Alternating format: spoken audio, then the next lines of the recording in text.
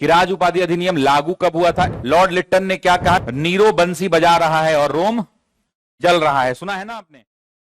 ठीक है, तो राज उपाधि अधिनियम की अगर हम बात करें तो आपको ये मैं ब्रीफ कर चुका हूं। इसमें मैंने आपको दो तीन बड़ी बातें बताई थी। पहली बात क्या बताया था कि राज उपाधि अधिनियम लागू कब हुआ था? 1 जनवरी 1877 को। इसे लागू करने का जो प्रावधान था वो 1876 में किसने पेश किया?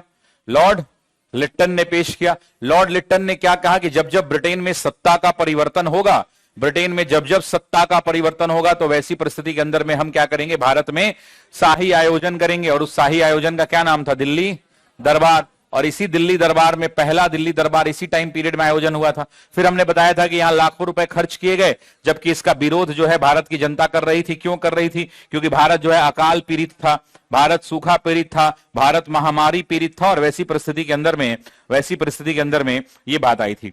यहां पे एक व्यक्ति हैं जिनका नाम है सुरेंद्रनाथ बैनर्जी। नाम सुना है आपने? इस यहां पे एक लाइन पॉइंट छूट गया था जिसके लिए मैं आज रुका हूं, आज इसको रिपीट कर रहा हूं।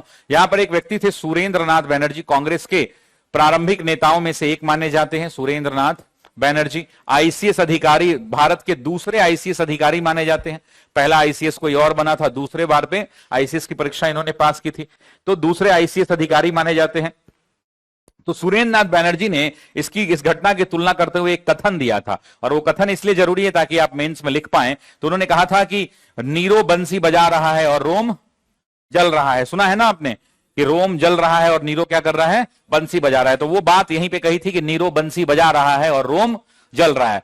तो यहां पे इसको आदमी को कोट करना होगा कि सुरेंद्रनाथ बैनर्जी ने इस घटना को देखते हुए ये बात कही कि नीरो बंसी बजा रहा है और रोम जल रहा है। कहने का मतलब है कि जो शासक है वो इतना बुद्धिहीन है, वो शासक है जिसको अपनी इतना जिम्मेदारी विहीन है कि उस शासक को इस बात का फर्क नहीं पड़ रहा है कि उसकी जनता के साथ क्या हो रहा है। वो अपना बंसी बजाने का मतलब अपने आराम से जीवन को व्यतीत कर रहा है। बाकी फ्रांस की क्रांति आएगी, जब देखा जाएगा, वहां पे देखा जाएगा इसको।